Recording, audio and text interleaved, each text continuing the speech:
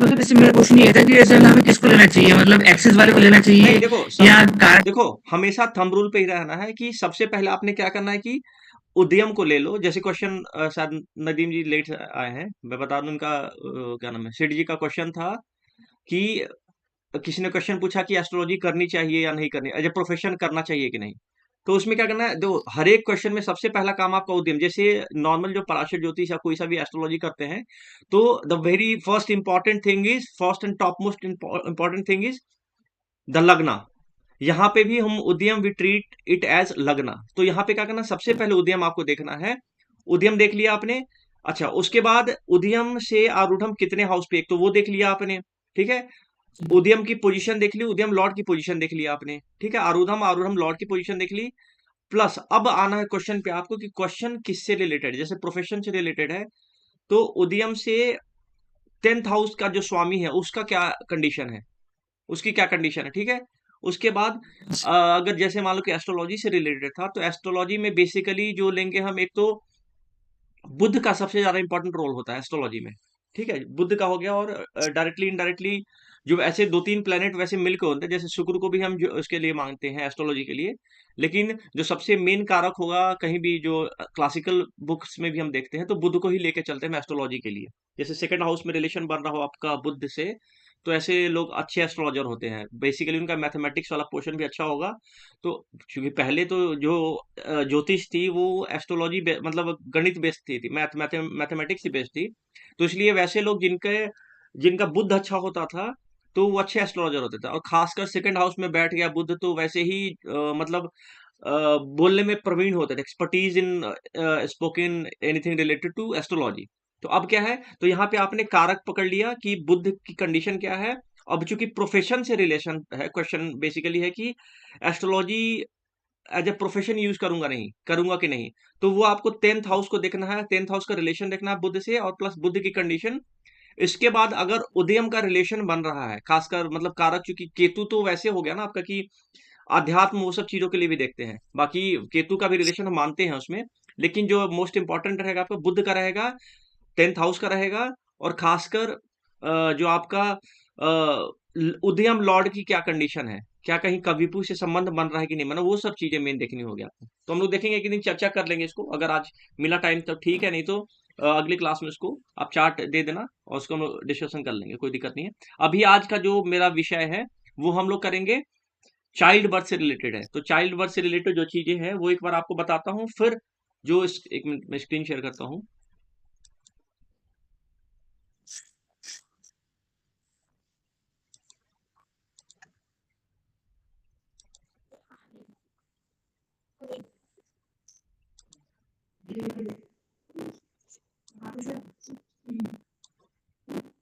अब देखो ये मैंने आज वही डिग्री के लिए वो किया है मैंने, ये पूरा इसको एक बार हम लोग लास्ट में कर लेंगे, पहले चाइल्ड बर्थ वाला कर लेते हैं, फिर इसी को आज जो जैसे ये 3 बजे का, आज देखो ये 31 जनवरी 2026 का है, अराउंड 3 o'clock का है। ये सारे चार्ट उसी टाइम के हैं। तो इसी को हम आज as a child birth use कर लेंगे। किसी नेटिव ने हमें क्वेश्चन पूछा कि चाइल्ड बर्थ होना है तो उसके लिए क्या इसमें दिख रहा है नहीं दिख रहा है, मतलब वो सब चीजें, ठीक है। तो मान के चलेंगे कि, कि किसी ने क्वेश्चन पूछा है, ठीक है नदीम जी। शिशु वाला ऐप है क्या सर, उसका ही है क्या? क्या? ये कहाँ से ऐप है सर ये? हाँ, ये ऐप पूछ रहे हो आप? ये दिव्य चक्षु वाला हाँ, है ये? उसका ही करेक्ट, उसका ही है, उसका ही है। चलो। ये इसमें इसमें कौन से ऑप्शन दिए हुए इसमें? जामा के लिए कौन सा ऑप्शन है सर? ये जमा जमा जब खोल वाला जो था ना, आरूढ़म या कुछ करके था ना, वही है, वही है। फर्दर फर्दर ऐसे कुछ उसमें लिखा होगा टैग हाँ में। हाँ, ऐप में बहुत कुछ लिखा है, वो हाँ, लिख के बहुत लिया सारी हुई चीजें हैं है। उसमें। तो उसमें आपने कुछ नहीं करना, जो जमा आरूढ़म वाला है ना वही आप रखना है उसको।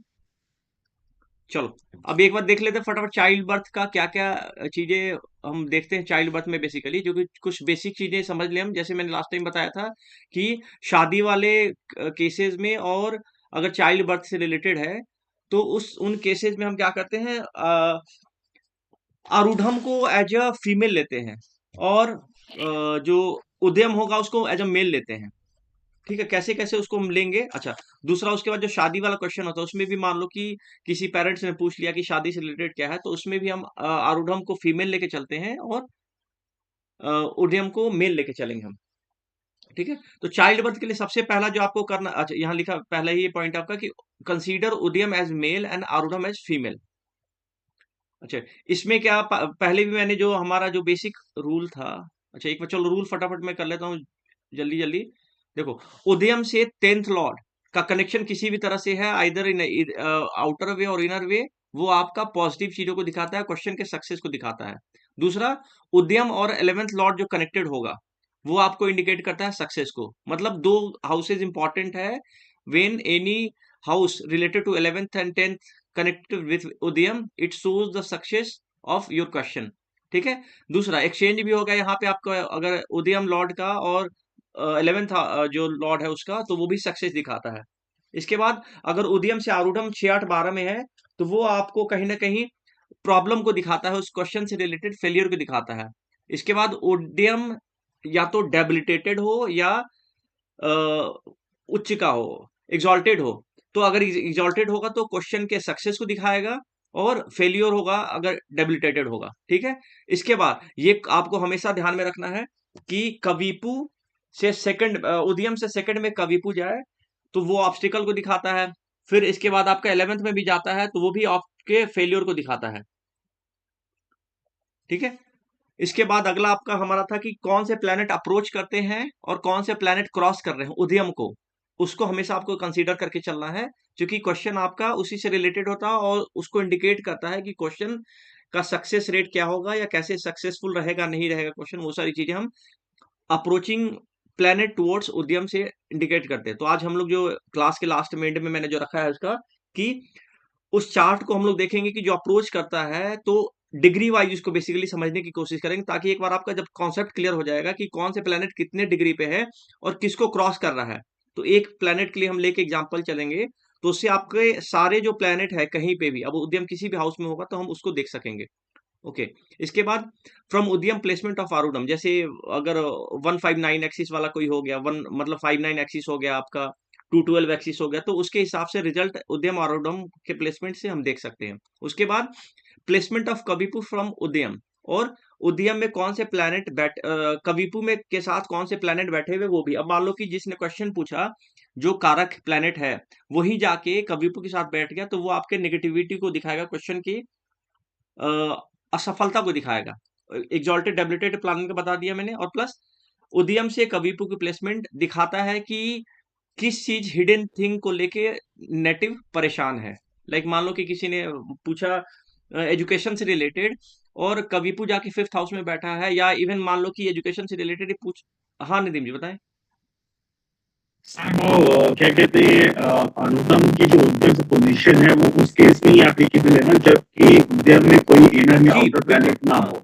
हाँ, लेकिन वैसे भी ओवरऑल थोड़ा सा एक आइडिया के लिए आप ले सकते हो, अगर प्लेसमेंट उदयम में कोई लॉर्ड बैठा भी, कोई प्लैनेट बैठा भी हुआ है, तब भी थोड़ा सा एक आइडिया के लिए ले सकते हो कि जो क्वेश्चन पूछा जा रहा है उसमें थोड़ी सैंटिटी है, मतलब एक तरह से वैलिडिटी है क्वेश्चन की, अगर अच्छा प्लेस्ड है तो वो भी आप वैसे भी देखते हैं। अच्छा, उसके बाद इनर आउटर प्लेनेट हो गया आपका। इनर बेसिकली रूट को दिखाता है, और आउटर प्लेनेट आपका जो जमा ग्रह जो चीजें हम रिलेशन देखते हैं उससे है। उसके बाद आरूढ़म फ्रॉम उदयम 6 8 12 में है, तो क्वेश्चन वो होगा, अगर वो सफलता मिलती भी है क्वेश्चन में उदयम से, यदि आरूढ़म 6 8 12 में है, तो अगर सफलता मिलती भी है तो भी आप उसको एंजॉय नहीं कर पाएंगे। जैसे मैंने शायद एग्जांपल दिया था कि किसी को मान लो आईटी की तैयारी कर रहा है, वो आईटी में हो भी जाता है, लेकिन वो क्या चाह रहा है कि वो चाह रहा है मुझे कि आईटी खड़गपुर मिल जाए मुझे, और उसको जाके मिल गया है आईटी कहीं भुवनेश्वर या वैसे कहीं मिल गया जहां वो जाना ही नहीं चाहता है। तो वो चीज हो जाती है कि रिजल्ट मिल रहा है लेकिन आप एंजॉय नहीं कर पा रहे हो। ठीक है, या मान लो कि किसी का आईएएस में सिलेक्शन हो गया है, और वो सोच रहा था कि मुझे कर्नाटका कैडर मिले, और उसको मिल गया है क्या, नॉर्थ ईस्ट या आसाम का कैडर मिल गया है, तो वो क्या है कि एंजॉय उसको नहीं कर पा रहा है। तो ये चीज है कि आपको सफलता मिलेगी बट एंजॉय नहीं कर पाओगे। इसके बाद है thought will be as per the placement of उदयम लॉर्ड। उदयम लॉर्ड जहां पे प्लेसमेंट होता है उसके हिसाब से अब ही हम डिसाइड करते हैं कि मतलब क्वेश्चन कैसा होगा, नेटिव का सोच कैसा होगा। अब उसमें थोड़ा सा स्पेसिफिक ये मैंने बताया था कि जिस प्लैनेट को 10th से रिलेशन हम बना रहे हैं यहाँ पे, उसके कारकत्व को और स्पेसिफिक करने के लिए हम आरूढ़म जहाँ पे बैठा है, तो उस प्लैनेट के रिलेटिव में हम आरूढ़म की प्लेसमेंट देख के हम अंदाज़ा लगा सकते हैं। चूँकि एक प्लैनेट से कई सारे सिग्निफिकेशन दर्शाए जाते हैं। मतलब कई सारी चीज़ों को, कई सारे कारकत्व को देखते हैं हम एक प्लैनेट से, तो स्पेसिफिक किस चीज़ को लेके है, वो थोड़ा आरूढ़म अच्छे से बता पाता है, स्पेसिफाई कर पाता है। उसके बाद exalted debilitated planet जमा को before using this rule see whether the planet is with कविपु और नॉर्थ। जो भी आप प्रिडिक्शन करने जा रहे हैं, तो exalted और debilitated planet जो जमा कोल planet है, वो अगर कविपु के साथ रिलेशन में है नहीं, वो चीजें जरूर देखना है आपने। ओके, फिर when a debilitated planet become a significator of the subject matter, हाँ, कोई भी प्लैनेट है जो कि किसी सब्जेक्ट, किसी चीज से रिलेटेड सिग्निफिकेटर है, जैसे पुत्र से रिलेटेड जुपिटर है सिग्निफिकेटर, और क्वेश्चन पूछ रहा है और कविपु से उसका रिलेशन बन रहा है, तो वो बैड रिजल्ट को शो करता है। या अगर डेबिलिटेटेड है तो वो भी बैड रिजल्ट को शो करता है। जैसे नौकरी से रिलेटेड किसी ने पूछा और सैटर्न जाकर मेष राशि में बैठा हुआ है, एरिस में बैठा हुआ है, तो वो बैड रिजल्ट को शो करेगा। और कोई प्लैनेट, अगला है कि व्हेन प्लैनेट इज विद कविपु become significator of the subject matter, तो वो भी आपके क्वेरीज का जो बैड रिजल्ट को दिखाएगा अगर कोई सिग्निफिकेटर और कविपु के साथ बैठा हुआ है। उसके बाद अगला हमारा था querist will be thinking about present and future according to the significator of planet coming towards उदयम एंड प्लेस्ड इन उदयम। जो प्लैनेट अप्रोच कर रहे हैं, उसकी तरफ आ रहे हैं, वो क्या सोच रहा है उसके बारे में बता रहा है। उसके बाद व्हेन अ लॉर्ड ऑफ उदयम is debilitated then desire of the quest will not fulfil. नीच का है तो वो डिजायर फुलफिल नहीं होगा। इसके बाद एग्जॉल्शन में है तो वो चीजें आपकी क्वेरिस्ट के दिखाती हैं कि वो चीजें फुलफिल होंगी। व्हेन कविपु अलॉन्ग विद उदयम ऑल मैटर फेल्योर, चाहे कुछ भी, कितना भी कंडीशन हो, प्लेनेट उच्च का हो या फिर एग्जॉल्टेड हो, जो भी चीजें हो, लेकिन अगर क्वेरिस्ट के क्वेश्चन उदयम के साथ कविपु बैठा है, तो वो आपके फेल्योर को दिखाएगा, वो सिवाय फेल्योर के कुछ नहीं देने वाला है। उसके बाद इवन इफ द उदयाधिपति और planet which is a significator is in exaltation when कविपु इज प्लेस्ड इन सेकंड और 11, पहला ही जो शुरू में हमने पहले पेज में जो रूल पढ़ा था हमने, उसमें क्या था कि कविपु सेकंड हाउस में हो उदयम से या 11th हाउस में हो, तो वो क्वेश्चन की असफलता को दिखाता है। वही चीज यहाँ पे है कि अगर चाहे उदयाधिपति अच्छे कंडीशन में हो और उस पर्टिकुलर क्वेश्चन से रिलेटेड सिग्निफिकेटर होगा, एग्जॉल्शन में होगा, लेकिन अगर कविपु सेकंड या 11th हाउस में चला जाता है उदयम से, तो उसमें आपके जो सक्सेस में है उसमें बाधा को दिखाता है और फाइनली उसके फेलियर को दिखाता है। ओके, इसका वेन उदयाधिपति प्लेस्ड इन 11th और 11th लॉर्ड कमिंग टुवर्ड्स उदयम सक्सेस को दिखा रहा है। कैसे भी रिलेशन अगर आ जाता है आपका 11 से, तो वो आप सक्सेस को दिखाएगा। वेन स्नेक इज कमिंग, जब जब भी स्नेक आता है उदयम के डायरेक्शन में, तो अगर आपका देश विदेश से रिलेटेड क्वेश्चन है तो उसमें आपका पॉजिटिव आप आंसर एक्सपेक्ट कर सकते हो। इवन अगर फॉरेन रिलेटेड कोई क्वेश्चन है आपका, उसमें भी जो स्नेक का जो रिलेशन होता है वो पॉजिटिविटी को दिखाता है उद्यम के साथ। तो ये सारे देखो 25-26 ही रूल है, मैंने काफी कन्फाइन करके दिया आपको, इसको बार बार आप रिवाइज करते रहोगे तो चीजें अच्छी रहेंगी। चलो, अब जो हमारा आज का जो टॉपिक है चाइल्ड बर्थ से रिलेटेड है। अब बेसिकली जो मेल होगा, उदयम होगा, आरूढ़म को हम एज ए फीमेल ट्रीट करेंगे। वो कैसे करेंगे? अच्छा, एक एक चीज और होता है, जनरली चाइल्ड बर्थ से रिलेटेड जो क्वेश्चन होता है उसमें फीमेल ज्यादा क्वेश्चन पूछती है। मतलब जो चाइल्ड बर्थ से रिलेटेड क्वेश्चन या प्रोजनी से रिलेटेड क्वेश्चन लेके आती है, फीमेल ही ज्यादा लेके आती है, जो कि थोड़ा सा ज्यादा कंसर्न होता है फीमेल का। अब इसको हम जो मेल और फीमेल जो आरूढ़म और ओडियम को जो यूज करेंगे हम, उसमें बेसिकली ऐसे होता है कि मान लो कि किसी ने क्वेश्चन पूछा कि बच्चा नहीं हो रहा है, तो अब बच्चा नहीं हो रहा है तो किसमें प्रॉब्लम है ये जनरली नहीं पता चल पाता है। तो ये हमारा जो जमा कुल प्रश्न में बड़ा स्पेसिफिकली बता देता है। जैसे मान लो कि कुछ इसमें रूल्स भी हैं, जो रूल को थोड़ा सा आप इनकलकेट करके रखोगे अपने, मतलब उसको ध्यान रख के रखोगे, तो चीजें आसानी से दिख रही होती है। वो कैसे होगा? तो मान लो कि आरूढ़म है और आरूढ़म के साथ कविपु का रिलेशन आ गया है, या आरूढ़म से मान लो फिफ्थ में कोई बैठा हुआ है वैसे वैसा प्लैनेट जो नेगेटिव है, तो इस टाइप के रिलेशन आएंगे तो हम बोल सकते हैं कि जो चाइल्ड बर्थ से रिलेटेड जो प्रॉब्लम आप फेस कर रहे हो उसमें फीमेल की तरफ से कमी है। ठीक है, वैसे ही अगर मेल का कंडीशन नेगेटिव बन रहा है कविपु के साथ, मतलब उदयम लॉर्ड का कविपु के साथ या किसी वैसे जगह पे प्लेसमेंट है जिस, तो वो दिखाएगा आपको कि जो भी अगर चाइल्ड बर्थ में प्रॉब्लम आ रही है तो वो इश्यू है इसके मेल की वजह से है। अब कैसे कैसे क्या क्या इश्यू होते हैं ये सब चीजों पे हम देखेंगे।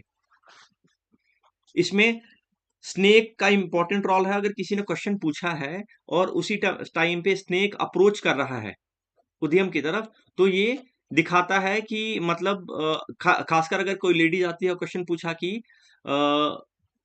मुझे बच्चा होगा या नहीं होगा, या बच्चा कब होगा, तो ये स्नेक अगर अप्रोच कर रहा है तो आप मान सकते हो कि प्रोजनी कंफर्म है। ठीक है। If a snake is coming towards Udyam or Arudham or placed in Udyam or Arudham, then we can confirm the pregnancy. Okay. Snake is like sperm for male and ovum for female. तो मतलब इतना specifically बताया गया है कि snake का चाहे उद्यम से संबंध बन जाए या आरूढ़म से संबंध बन जाए, तो ये प्रोजनी को कंफर्म करता है। ओके। इसके बाद है कविपू विल ट्राई टू डिस्ट्रॉय और will not create child. Taking care of कबीपू is very very important. Child birth के केस में कबीपू अगर रिलेशन बना रहा है तो या तो वो मतलब वुंड को डिस्ट्रॉय करता है या बच्चा नहीं होने देता है। ओके। इसके बाद जुपिटर एंड फिफ्थ, देखो यहाँ पे जो बेन जुपिटर कारक होता है संतान का, पुत्र का नहीं होगा, संतान का कारक है ये। तो संतान का कारक जुपिटर हो, fifth Lord and fifth house should be seen in child birth. मतलब बच्चे के केस में हम जुपिटर को देखते हैं, फिफ्थ लॉर्ड को देखेंगे उदयम से, और जो आपका फिफ्थ हाउस है, पांचवा हाउस किस कंडीशन में है हम उसको भी कंसीडर करके रखते हैं। ओके। अब देखो एक रूल यहाँ पे है कि वेन सन इज इन कविपू इन फिफ्थ हाउस टू उदयम, then the males for the male the sperm will not have vitality. अब क्या है बेसिकली कि जैसे मान लो कि किसी का उदयम लॉर्ड है, मतलब उदयम से फिफ्थ हाउस में कविपू भी बैठा हुआ है और सन वहां पे साथ में बैठा हुआ है। जैसे मान लो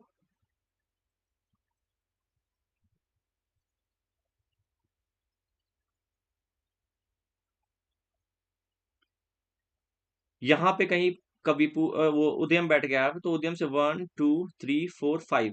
अब यहाँ पे आपका सन हो गया और यहाँ पे हो गया कविपू। तो ऐसे कंडीशन में क्या होगा, अब देखो यहाँ से फिफ्थ हाउस 1 2 3 4 और ये 5।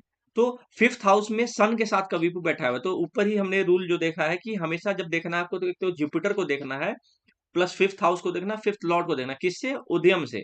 तो यहाँ पे उदयम से फिफ्थ हाउस में आप देखोगे तो सन बैठा हुआ है और कविपू भी है फिफ्थ हाउस में, मतलब पंचम भाव पीड़ित हो रहा है यहाँ पे। तो पंचम भाव बेसिकली वाइटेलिटी को दिखाता है, मतलब स्पर्म काउंट को दिखाएगा आपको। तो वैसे कंडीशन में ये बच्चा, अगर किसी ने पूछा है कि होगा कि नहीं होगा, तो आप बता सकते हो बच्चे में प्रॉब्लम है, क्योंकि एक तो फिफ्थ हाउस यहाँ पे पीड़ित हो गया और प्लस जो रीजन है उसका वो मेल के स्पर्म वाइटेलिटी को लेकर, ये आप रीजन उसको दे सकते हो। क्योंकि कई दफा केवल यही बताना काफी नहीं होता है कि होगा कि नहीं होगा, क्यों नहीं हो रहा है वो चीजें भी थोड़ा सा इससे क्लियर हो जाती हैं।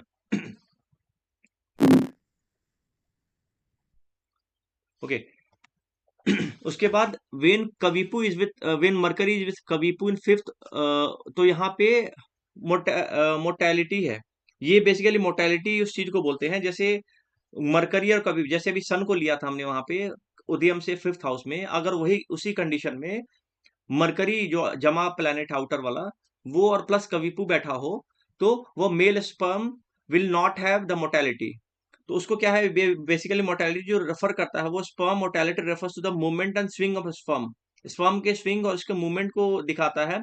Poor sperm mortality means that the sperm doesn't swing properly, जिसकी वजह से ये बीमारी होती है, जिसको नोजियोस्पर्मिया बोलते हैं। तो अगर बुध के साथ रिलेशन आता है कविपू का फिफ्थ हाउस में फ्रॉम उदयम, तो ऐसे कंडीशन में ये बच्चा नहीं होने की निशानी है, और जो रीजन होता है वो आपका नोजियोस्पर्मिया है। ओके। इसके बाद I to see the problem related to female, take आरूढ़म। एक तो अभी हमने देखा था, तो देखो दो कंडीशन पीछे हमने चर्चा की, मरकरी से रिलेटेड मरकरी विथ कविपू एंड सन विथ कविपू। दोनों में क्या था हमारा, दोनों में हमने उदयम से काउंट किया था कि फिफ्थ हाउस में ये अगर कंडीशन हो रहा है तो मेल को प्रोजेनी से रिलेटेड प्रॉब्लम है, मतलब वो इनएफिशिएंट है बच्चा पैदा करने में। अब यहाँ पे वैसे ही उदयम को की जगह पे यहाँ पे हमने लेना है फीमेल के लिए आरूढ़म को।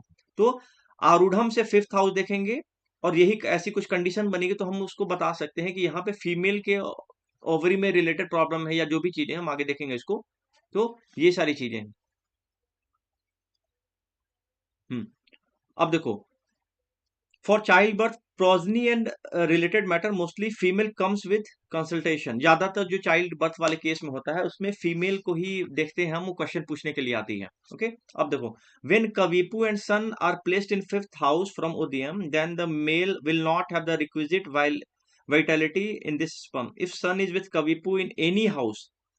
अब देखो, एक तो फिफ्थ हाउस का तो बताया ही हमने कि अगर कविपु के साथ बैठा होगा सन तो ये वाइटलिटी को दिखाता है कि मन इनएफिशिएंट है मेल।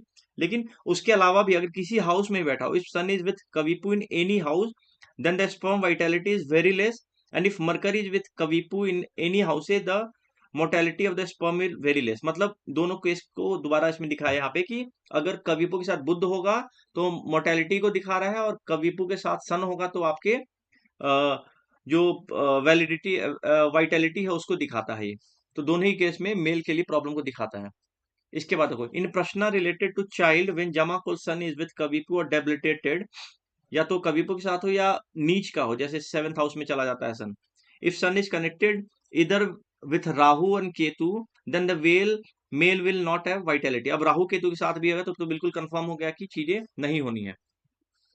ये सारे जो भी राहु केतु और जो भी प्लेनेट की बात होगी आपकी ना, ये बेसिकली कविपु का रिलेशन आ गया आपका सन के साथ, और जो राहु केतु कहीं पे जो इनर प्लेनेट में वहां बैठे हुए हैं, तब जाके ये कंडीशन आपकी फुलफिल होने लगेगी। ओके, मून डेबिलिटेटेड होगा तो यूट्रस से रिलेटेड प्रॉब्लम को हम प्रिडिक्ट कर सकते हैं।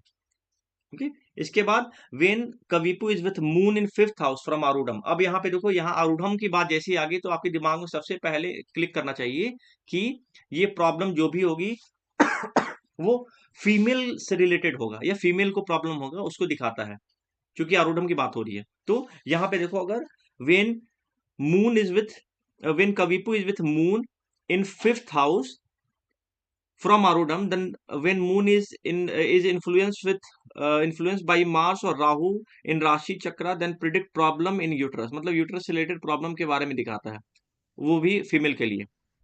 Okay, when Kavipu is with moon in fifth house from Arudam and when moon is influenced with Ketu in Rashi Chakra, then the predict in uterus main menstrual problem, ये space menstrual problem से related चीजों को दिखाता है और Oval से related problem को दिखाता है। ओके, अच्छा, वेन प्रश्न related to child birth when mars is with आरूढ़म then after surgery female can give child birth, और in male if mars is in उदयम after surgery they will be fit to get a child. अब यहाँ पे देखो, अगर mail आरूढ़म के साथ रिलेशन बना रहा है मास कहीं पे, तो हम बोल सकते हैं कि जो बच्चे का जन्म होगा वो सर्जरी के बाद होगा। और अगर मेल के साथ मास का रिलेशन बन रहा है तो हम बता सकते हैं कि मेल के सर्जरी के बाद ही वो बच्चा पैदा करने लायक सक्षम हो पाएगा। नदीम जी कुछ बोल रहे हैं?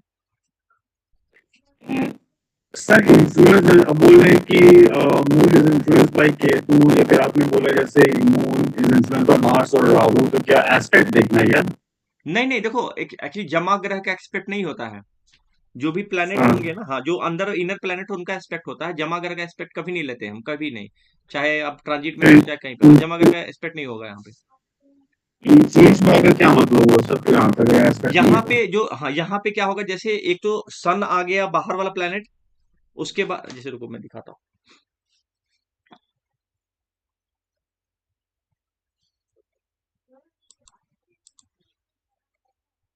जैसे यहाँ देखो,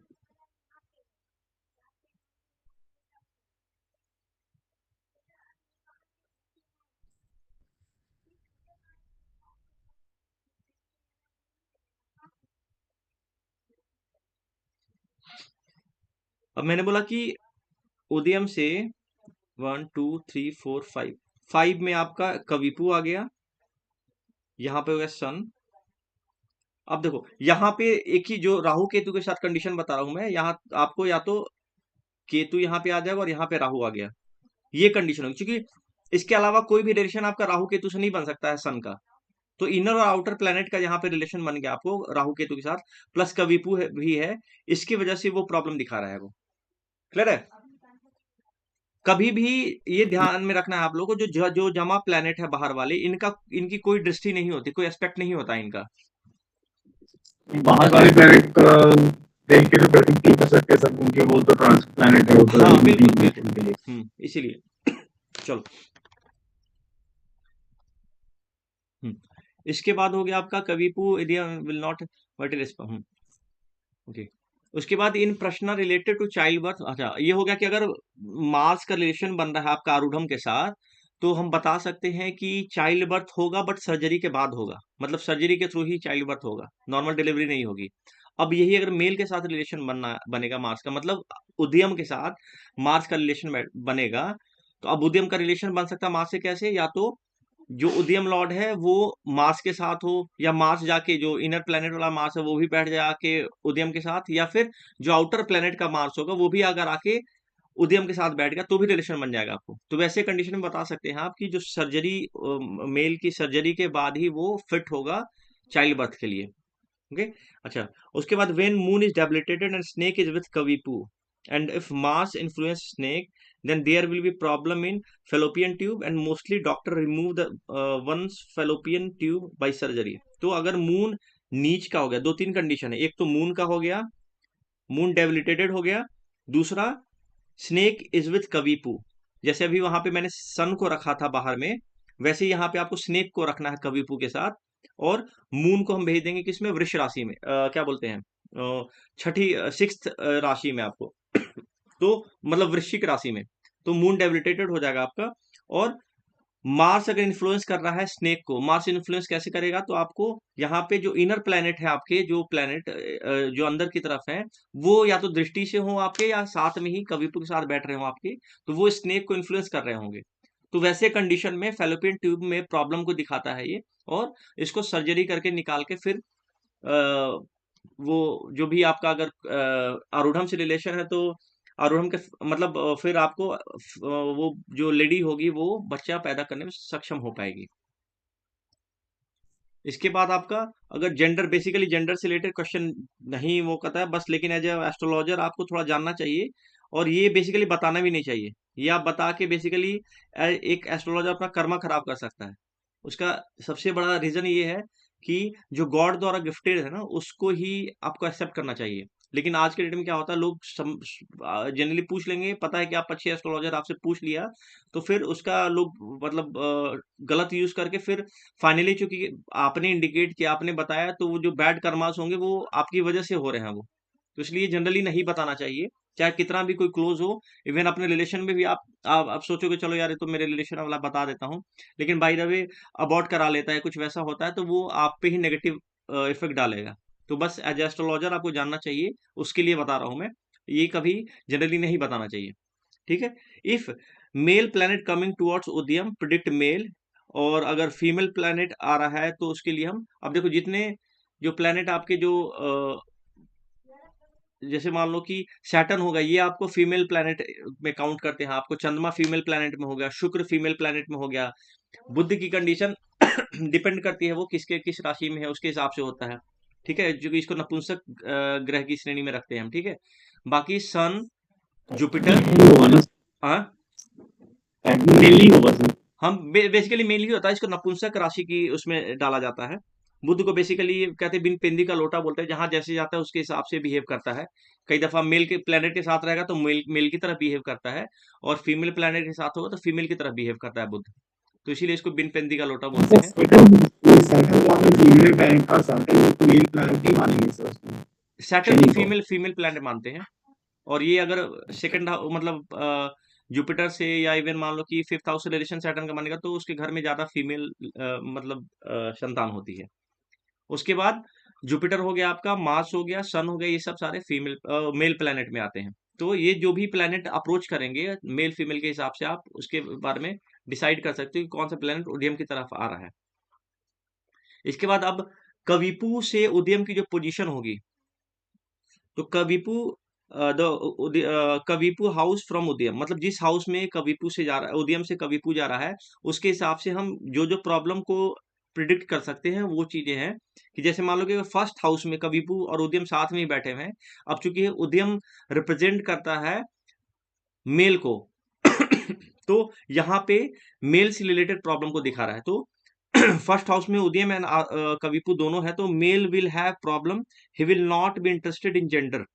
ठीक है, मतलब लड़का हो गया लड़की संतान होगी, उससे रिलेशन इसका मतलब उसको कोई मतलब नहीं होगा। और लेकिन साथ में इसको मेल को प्रॉब्लम को भी दिखाता है ये। मतलब जो मेल मेंबर होगा स्पाउस में, उसके प्रॉब्लम को दिखाता है ये।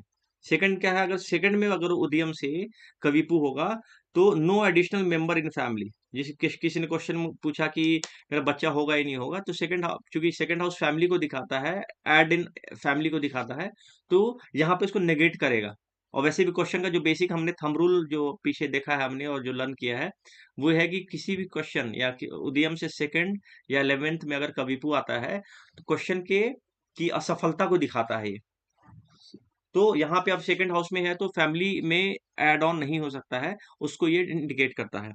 वैसे ही थर्ड हाउस में अगर है, तो due to excessive masturbation of male will have difficulty in general intercourse, mortality of the sperm will be low. तो अगर आपका थर्ड हाउस में आपका कविपु है, तो आपके मोर्टेलिटी को और स्पर्म काउंट को, मोर्टेलिटी को लो दिखाता है, जिसकी वजह से बच्चे में प्रॉब्लम। इवन कई दफा ये भी बोलते हैं कि आप जो मेल है वो उसकी उतनी क्षमता नहीं है, और ये कविपु हिडन थिंग को भी दिखाता है, हिडन चीजों को भी दिखाता है कि किस वजह से बच्चा नहीं हो रहा है।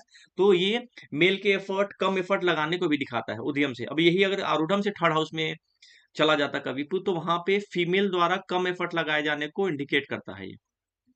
अब अगर फोर्थ हाउस में कविपु चला जाता है, तो फोर्थ हाउस हमारे क्या है, हमारे सुख को दिखाता है, घर के सुख को दिखाता है।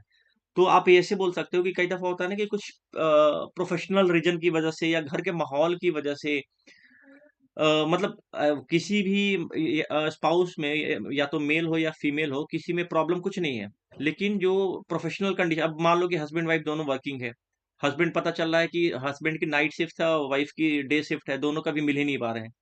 एक ये कंडीशन हो सकती है। कई दफा हो गया कि हस्बैंड पता चला कि दिल्ली में है, और वाइफ बैंगलोर में जाके जॉब कर रही है। फिर जब आ रही है वाइफ दिल्ली में, या हस्बैंड बैंगलोर में जा रहा है, तो वो साइकिल नहीं है जिसमें कि ये बच्चा करने वाली कंडीशन के टाइम पे अपना इनका कुछ हो। तो ये सारे कंडीशन है जिसकी वजह से अगर फोर्थ हाउस में कविपु होगा, तो आप उस उन चीजों को इंडिकेट कर सकते हो कि आपके इन्वायरमेंट सपोर्ट नहीं कर रहे हैं बच्चा होने के लिए। ओके, अब फिफ्थ हाउस में कविपु आता है। When Udyam is in 15 degree and Kavipu is in fifth house, is within 0 to 14 degree, then due to excessive abortion they have difficulty in childbirth। अब देखो जो डिग्री का सिस्टम, अभी इसलिए आज मैंने डिग्री वाला सिस्टम रखा है आपको, कि डिग्री कैसे अप्रोच करता है वो चीजें है। क्योंकि जैसे आप जो जमा ग्रह हैं, इनकी डिग्री कैसे अपोजिट से आती है, तो अपोजिट से क्या होगी, जैसे मैक्सिमम डिग्री जो होती है 360 होती है, तो ये 360 से शुरू करेंगे ये उदयम वाले ग्रह, जो जमा वाले ग्रह होंगे। और वैसे ही कविपु का भी होता है, क्योंकि जो जमा ग्रह होंगे और कविपु दोनों आपके चलते हैं एंटी क्लॉकवाइज, और जो उदयम और जो आपका आरूढ़ में, ये क्लॉकवाइज चलते हैं, तो दोनों की डिग्री अपोजिट होती है। तो एक मान लो कि 30 डिग्री से शुरू करेगा, मान लो कविपु, तो उदयम शुरू करेगा आपका 0 डिग्री से। तो दोनों का आप सोचो, एक 30 से 29, 28, 27 ऐसे करके आ रहा है कविपु, और उदयम आएगा आपको 0, 1, 2, 3, 4 डिग्री से आता है। तो वही बता रहा है कि अगर कविपु, सॉरी, उदयम 15 डिग्री पे हो और कविपु 0 से 14 डिग्री के बीच में होगा, तो एक्सेस एक्सेस एबॉर्शन की वजह से बच्चे चाइल्ड बर्थ होने में डिफिकल्टी को दिखाएगा ये। ओके, इसके बाद है कि it is recommended to move away from native place. ठीक है, अब चूंकि उदयम नेटिव प्लेस को, जो जैसे लग्न में हमारा क्या दिखाता है, नेटिव प्लेस को दिखाता है हमारा।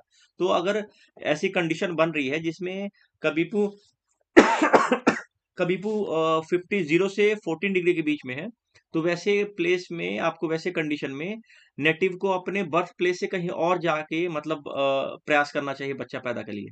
तो ये चीजें हैं, जहां भी बर्थ प्लेस है वहां से अलग जाना चाहिए, तभी सक्सेस हो पाएगा बच्चे में।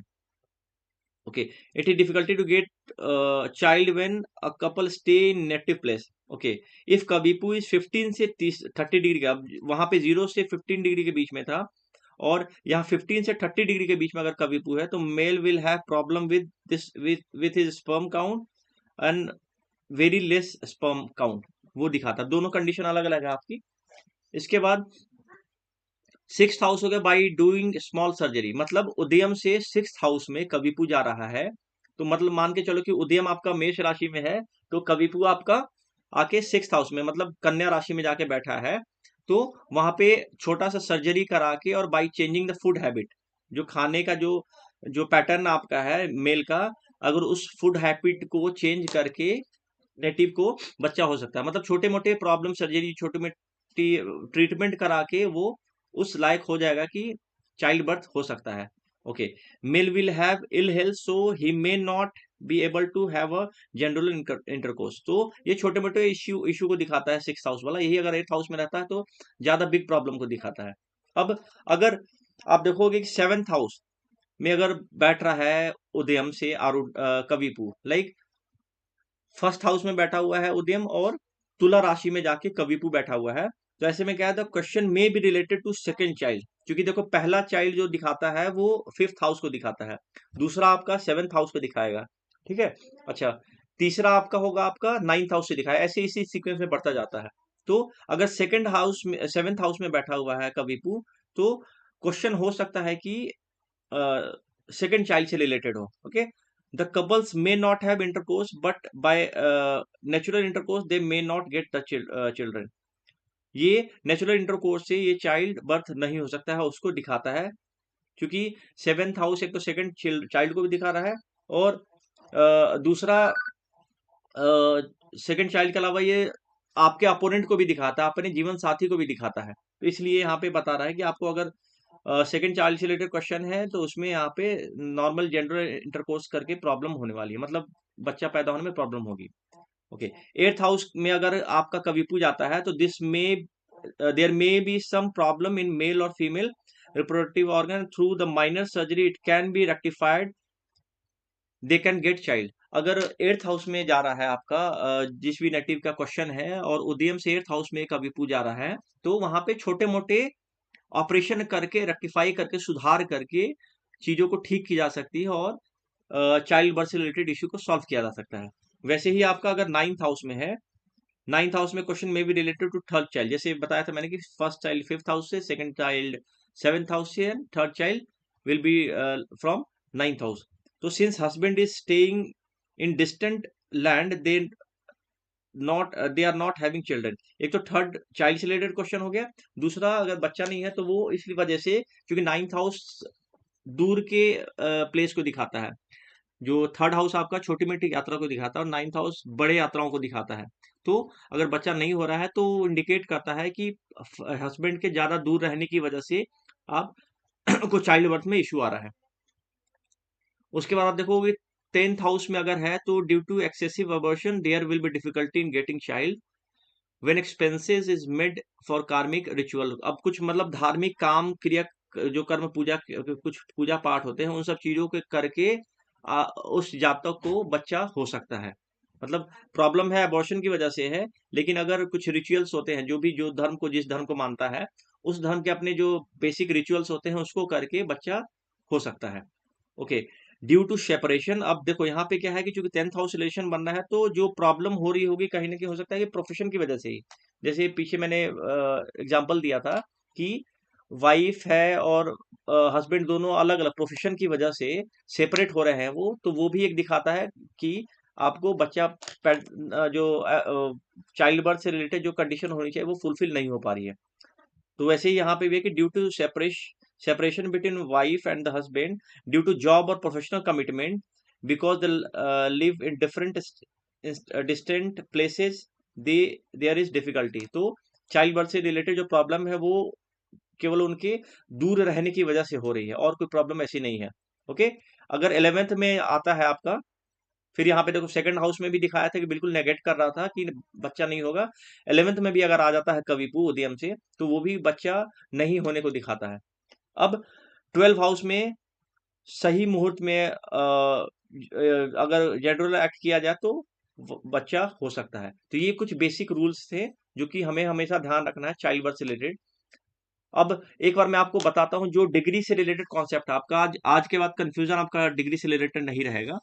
तो सबसे पहले देखो इसी को हम आज as as a hypothetical question हम आज यूज कर लेंगे चाइल्ड बर्थ के लिए।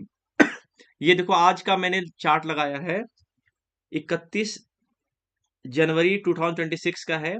सबसे पहला जो टाइम मैंने वैसे ही डाला था 2:50 का है।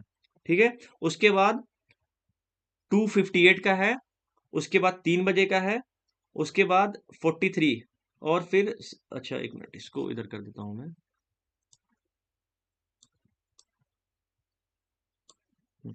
अब हम एक प्लेनेट पे पहले फोकस करके देखते हैं कि इसके डिग्री में चेंजेस कैसे आ रहे हैं। हम आउटर प्लेनेट को लेंगे। यहां पे देखो, जैसे मार्स को देखो,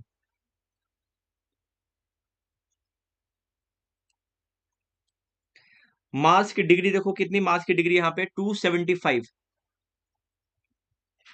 ठीक है। अब देखो, जो हाउसेज यहाँ पे हैं, सबसे पहले 12 हाउस है, इसके बाद 11th हाउस है। तो 12 हाउस की का जो रेंज होता है वो कितना होता है, 360 डिग्री से 330 डिग्री। क्लियर है। दूसरे हाउस का मतलब, अभी अपोजिट आ रहा हूं मैं, नीचे की तरफ आ रहा हूं मैं। तो कोई वेट तो नहीं कर रहा है ना से।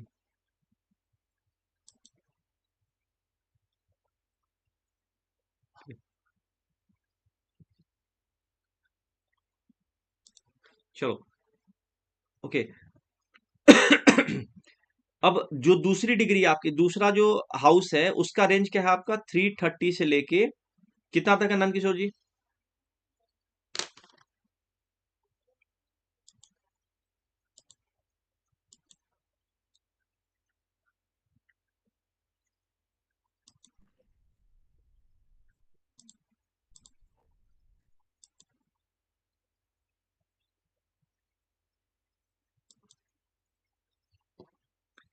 बताइए। जो दूसरा सेकंड जो 11th हाउस है, उसका रेंज कितना से कितना डिग्री तक रहेगा?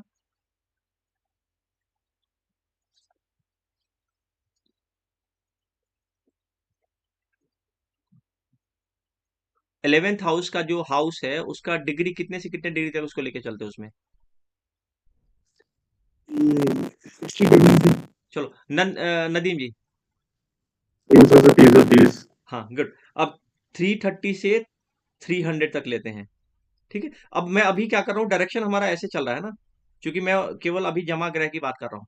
तो अब देखो, तो जमा ग्रह, सबसे पहले मार्स की बात करो तो मार्स यहां से आना शुरू है, मतलब 11th हाउस में जो एंट्री कर रहा होगा वो 330 से कर रहा होगा। ठीक है। तो 330 से जैसे 300 पे पहुंच गया, तो यहाँ पे इसका काम खत्म हो गया, मतलब इस वाले हाउस में मार्स क्रॉस कर चुका है। इसीलिए देखो, 330 के बाद अब जो इस हाउस में एंट्री कर रहा है, मतलब 10th हाउस में जो मार्स की एंट्री हो रही है, वो हो रही है आपकी 300 से हो रही है। समझ रहे हो नंद किशोर जी? हाँ जी, हाँ जी, समझ रहे हाँ। समझ नहीं हो तो दोबारा आप वीडियो देखना, समझ में आ जाएगा। थोड़ा जल्दी जल्दी कर लेता हूं मैं। तो जो मार्स की रहे। अब जो एंट्री होगी, वो 300 डिग्री से एंट्री होगी। तो 300 डिग्री से लेके अब जो आपका 10th हाउस का जो रेंज होता है, वो आपका होगा 300 से लेके 270 तक होगा। तो अब देखो, अभी मार्च दिखा रहा है 11th हाउस में, बट कितने डिग्री पे है, 275 डिग्री पे है। मतलब ये है, इस हाउस में है कहीं पे। ठीक है। इस हाउस में मार्स अभी ट्रांजिट कर रहा है, और ये चूंकि 272 डिग्री के बाद आके खत्म हो जाएगा, मतलब आप अगली नेक्स्ट वाली राशि में चला आएगा। क्लियर है नदीम जी? वो सर 275 पे मार्स टेक्निकली। हाँ ठीक है, हाँ, अभी तो क्या है, बात ये कर इस दिया हाउस में दोस्तों। ट्रांजिट कर रहा है, ये 9th हाउस में ट्रांजिट कर रहा है, सॉरी 10th हाउस में। ठीक है ना सर, हाँ। हाँ। अब देखो, ओके। इसके बाद क्या होगा, अब ये जब ये तो मैंने जब लिया है 14:50 का है। अब 14:58 पे क्या होगा, ये थोड़ी सी डिग्री और इसकी कम होगी। असेंडिंग ऑर्डर में बेसिकली चल रहा है ये। 360 डिग्री से शुरू हुआ था, और असेंड करते नीचे जाते जाते ये अभी फिलहाल जो दोपहर के 2:50 थे, उस समय इसकी डिग्री तो 275। अब इसको जब 2:50 पे हमने देखा है, तो 2:55 या 2:58 पे इसकी डिग्री और कम हो जाएगी मार्स की, मतलब 275 से और कम हो जाएगी।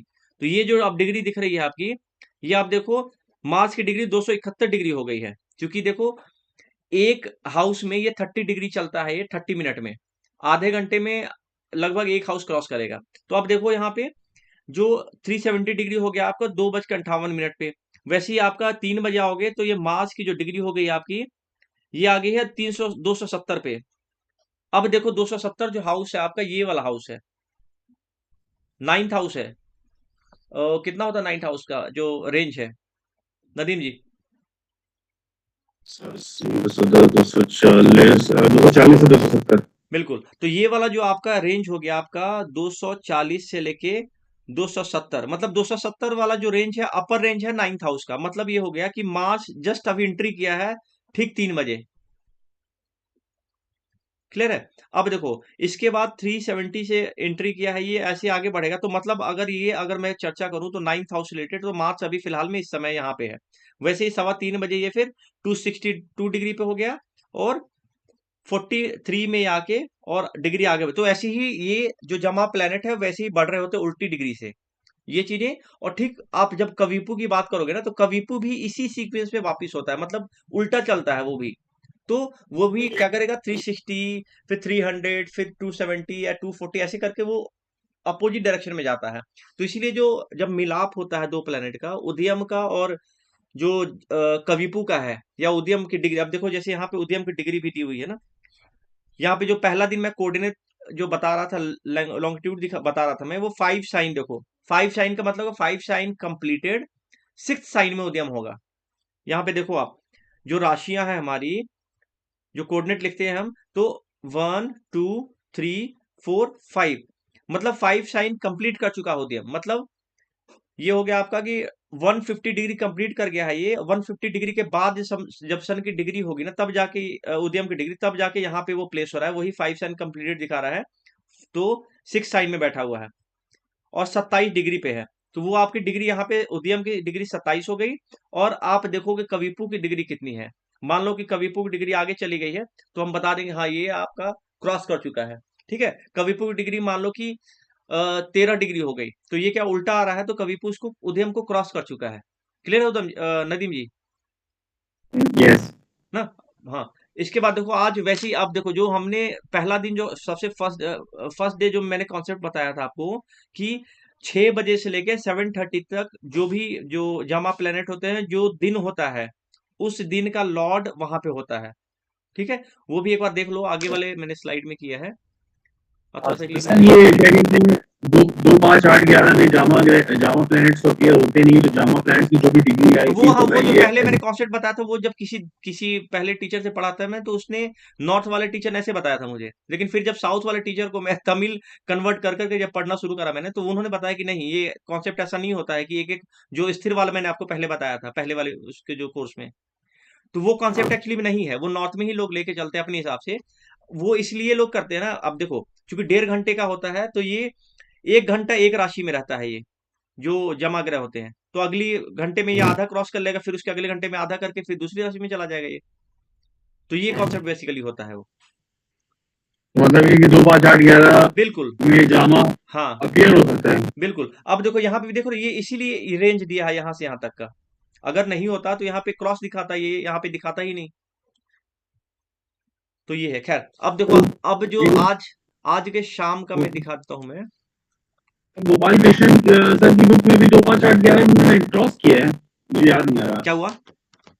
गोपाल कृष्णन सर की बुक में उन्होंने 2 5 8 11 क्रॉस किया, मैं याद नहीं कर पा रहा।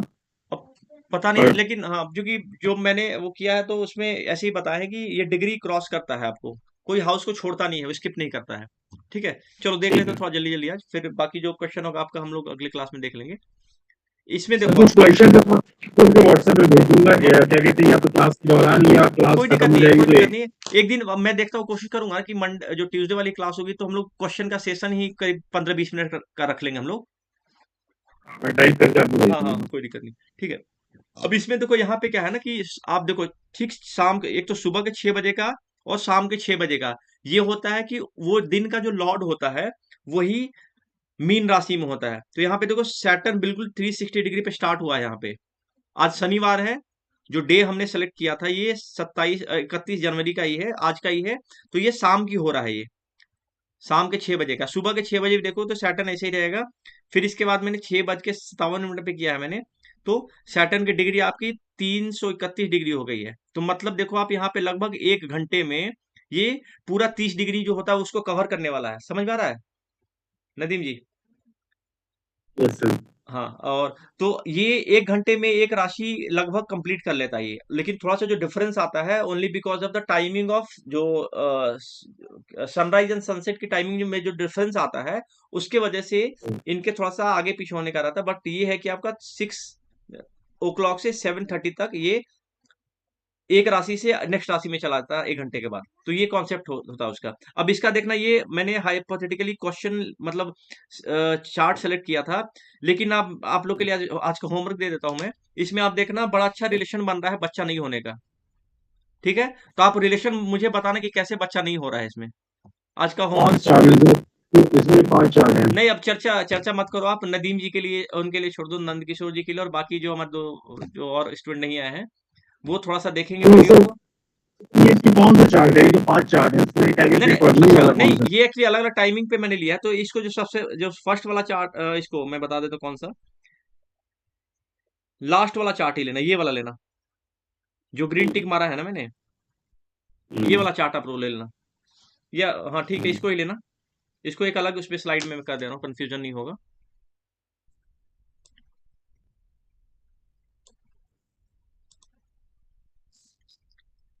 सर इस बैच की पीपीटी आपने शेयर करी है ग्रुप में? पीडीएफ? इस बैच की जो पीपीटी आपने प्रिपेयर की थी वो आपने डाली है क्या व्हाट्सएप में? नहीं, वो पहले वाला ही डाला है। मैं दोबारा फिर कोर्स खत्म होते होते तक फिर अपडेट होते चला जाएगा ना, क्योंकि हर एक बार कोशिश मैं करता हूँ कुछ नया ही रखे आदमी, तो वो थोड़ा सा सबके लिए ठीक रहता है। तो इसमें कुछ कुछ जो जो ऐड होते जा रहा है मैं फिर आपको उसमें भेज दूंगा इकट्ठे ही ना। चलो, यही आप लोग इसको देख लेना, यही इसी चार्ट पे चर्चा करना, प्लान थोड़ा सा देखना कैसे बहुत अच्छे से दिखेगा कॉम्बिनेशन इसमें कि बच्चा क्यों नहीं हो रहा है, क्या चीजें हैं ना। ठीक है। वीडियो में आप लोग देख लोगे तो चलो ठीक है, फिर क्लास सब वाइंड अप करते हैं आज यहीं पे। कुछ क्वेश्चन होगा तो व्हाट्सएप में आप लोग डाल देना और मैं देखता हूँ फिर। ठीक है, ठीक है। ठीक है, चलो यार, thank you. Thank you Nandkishore ji, thank you जी, थैंक यू।